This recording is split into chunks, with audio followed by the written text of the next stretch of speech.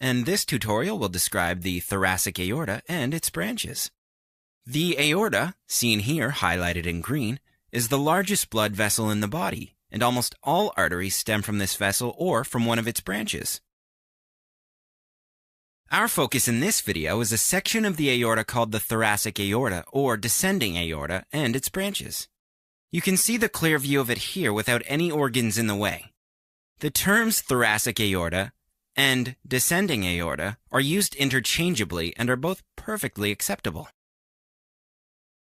Here's an overview of the aorta, so that you can find your bearings when we discuss the specifics of the thoracic aorta.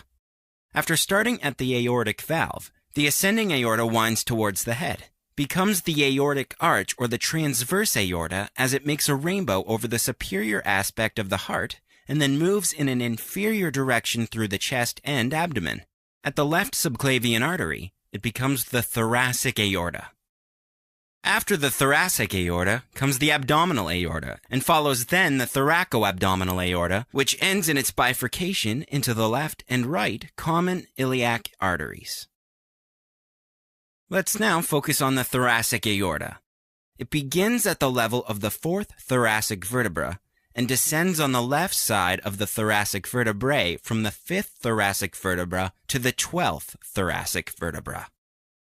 Running behind the base of the left lung and the pericardium, it enters the abdomen via the aortic hiatus of the diaphragm when it reaches the T12 vertebra.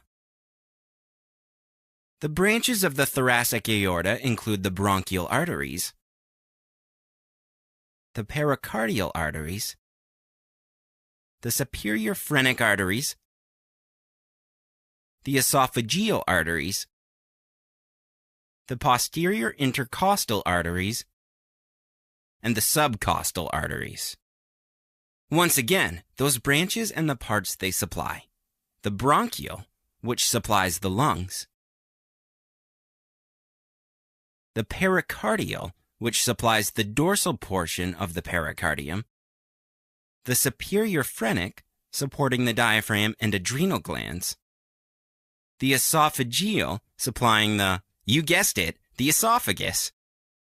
The posterior intercostal, which you see here in green, supply the intercostal spaces, and the subcostal, the flat abdominal wall muscles.